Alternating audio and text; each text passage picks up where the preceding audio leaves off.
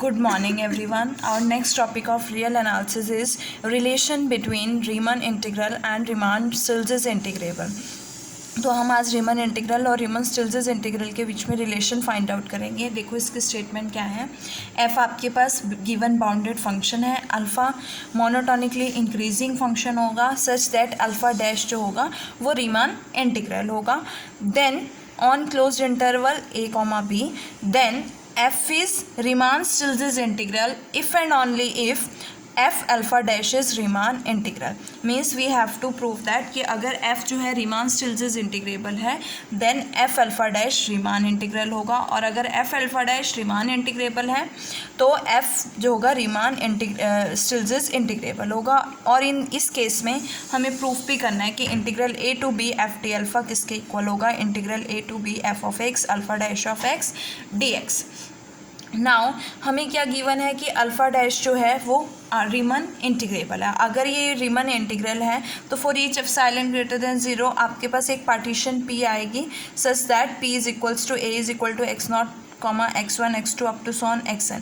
अब ये Riemann integral है. It means upper sum u of p comma alpha dash minus l of p comma alpha dash क्या होगा less than epsilon होगा by the definition of Riemann integral.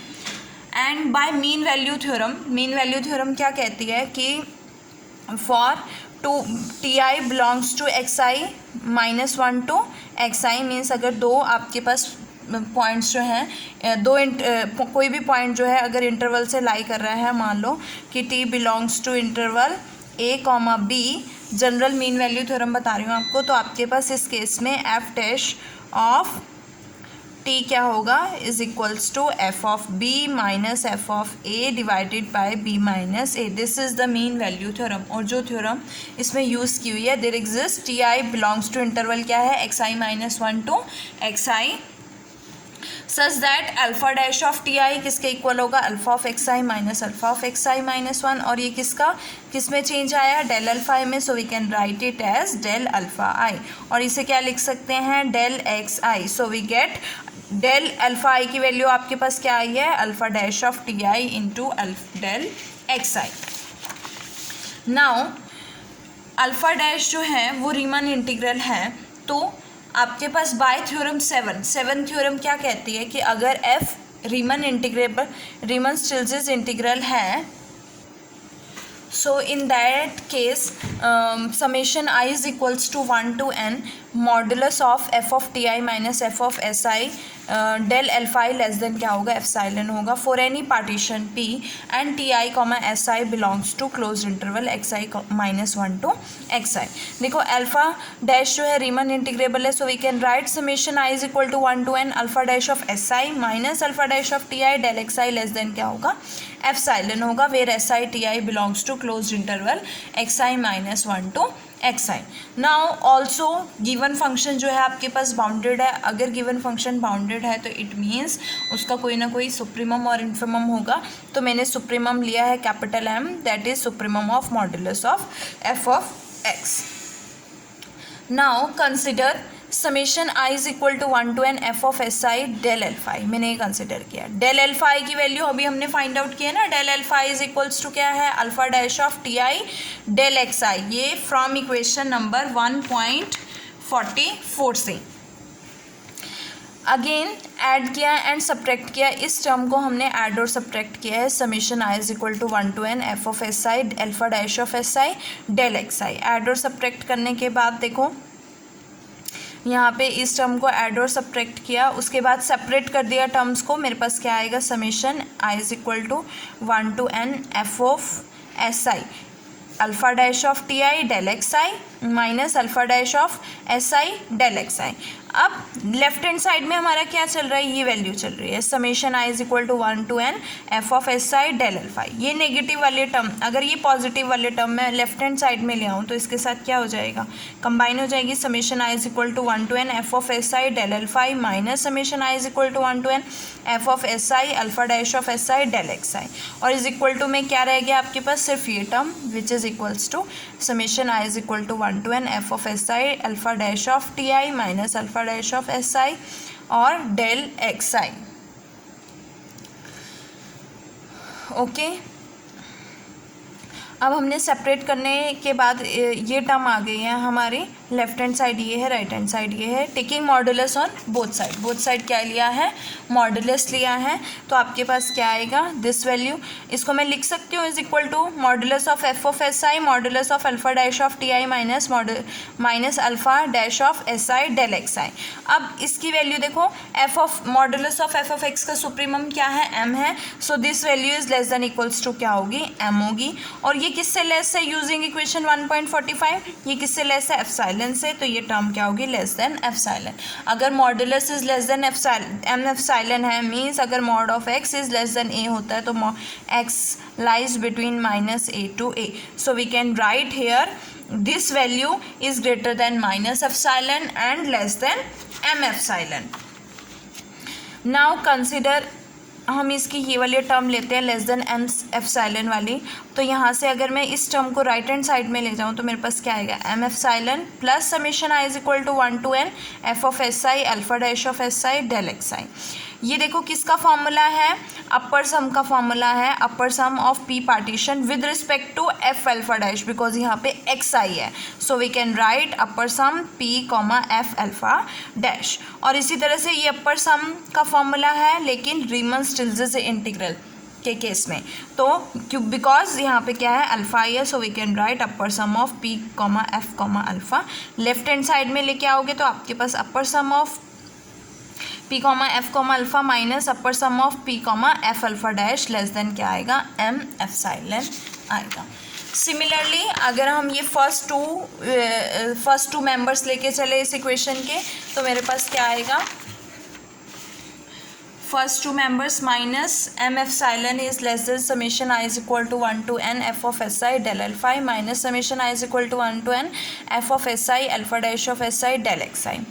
यहाँ से क्या value आएगी मेरे पास, माइनस एम एप्सिलॉन है। और अगर मैं इसे लेफ्ट हैंड साइड में ले लूँ और इसे राइट हैंड साइड में ले लूँ तो मेरे पास क्या बनेगा, माइनस, ये नेगेटिव हो जाएगा, ये पॉजिटिव हो जाएगा और ये क्या बन जाएगा, पॉजिटिव। ये नेगेटिव टर्म मैं राइट हैंड साइड में ले गई तो मेरे पास ये आ गया।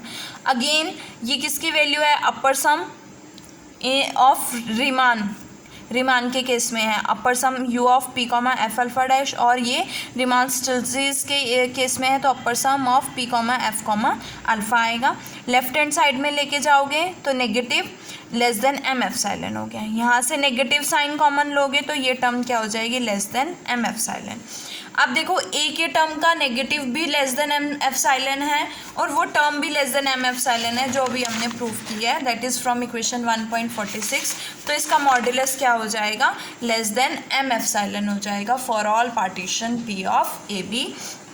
और अगर मैं इस इक्वेशन में इन्फिमम ले लूँ over all partition, then in that case ये क्या बनेगा, अपर इंटीग्रल बनेगा, और ये क्या बनेगा, अपर इंटीग्रल बनेगा। ये किसके लिए बनेगा, रीमन-स्टिल्टज इंटीग्रल, और ये रीमान इंटीग्रल के लिए। तो लेस देन एम एप्सिलॉन। अब एप्सिलॉन वेरी स्मॉल है, सो इज इक्वल्स टू क्या हो जाएगा, 0। राइट हैंड साइड में लेके जाओगे तो ये टर्म किसके इक्वल हो गई, इसके इक्वल हो गई। सिमिलरली अगर अपर इंटीग्रल्स इक्वल हो गए तो सिमिलरली हम लोअर इंटीग्रल्स भी इक्वल शो कर सकते हैं, तो लोअर इंटीग्रल्स भी इक्वल हो जाएंगे। ये तो हमने अपर इंटीग्रल्स और लोअर इंटीग्रल्स को इक्वल शो कर दिया। अब हमें प्रूफ क्या करना है, if and only if condition proof करनी है। तो हमने सबसे पहले लेट किया है कि एफ जो है रीमन-स्टिल्टज इंटीग्रल है, लेकिन हमें क्या शो करना है कि f alpha dash Riemann integral होगा। अब एफ रीमन-स्टिल्टज इंटीग्रल है, means upper integral a to b f d alpha किसके इक्वल होगा, lower integral is equals to integral a to b f d alpha के। ये वैल्यू आपके पास इसके upper integral के इक्वल है, और ये वैल्यू किसके इक्वल है, लोअर इंटीग्रल। एक वैल्यू लोअर इंटीग्रल के इक्वल है, एक वैल्यू अपर इंटीग्रल के इक्वल है। इट मीन्स तीनों वैल्यूज़ इक्वल हो जाएंगी।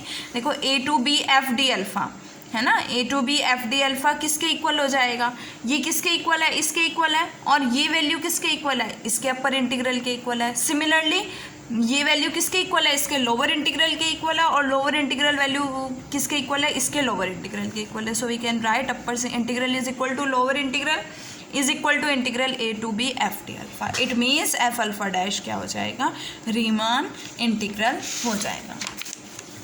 नाउ कन्वर्स पार्ट देखो, कन्वर्सली हमें क्या शो करना है कि एफ अल्फा डैश अगर रीमान इंटीग्रल है, तो अगर रीमान इंटीग्रल है तो in that case f integral f alpha dash upper integral lower integral is equals to integral a to b होगा।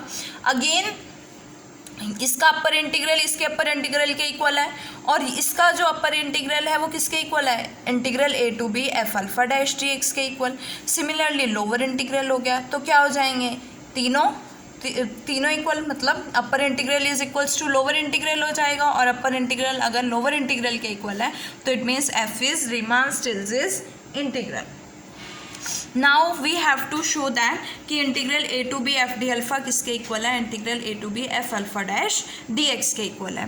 तो upper integral is equals to integral is equal to this, ये हमने show कर दिया है कि इंटीग्रल अपर इंटीग्रल जो है वो किसके इक्वल है, a to b f d alpha के इक्वल है, और ये किसके इक्वल है, लास्ट इक्वेशन से integral a to b f alpha dash d x के इक्वल है। इट मीन्स ये दोनों आपस में इक्वल हो गए, तो ये इक्वल आ जाएंगे, which we have to prove. Now इससे रिलेटेड कुछ न्यूमेरिकल हैं, तो फर्स्ट न्यूमेरिकल देखो क्या है, evaluate the integral 0 to 2 x square d x square. यहाँ पे ये वैल्यू क्या है, अल्फा ऑफ एक्स, ये वैल्यू क्या है, f of x. So we can take f of x is equal to x square, alpha of x is equal to x square. इसे solve करने के लिए हम relation between Riemann and Riemann Stieltjes integral use करेंगे। क्या है relation, integral a to b f d alpha is equals to integral a to b f alpha dash d x. Alpha ये है तो अल्फा डैश डेरिवेटिव क्या होगा इसका, 2x put करोगे क्या आएगा, 2x क्यूब, एक्स क्यूब को सॉल्व करोगे x4/4 वैल्यू आएगी, और यहाँ से लिमिट्स पुट करोगे 2 and 0, we get this value is equals to 8।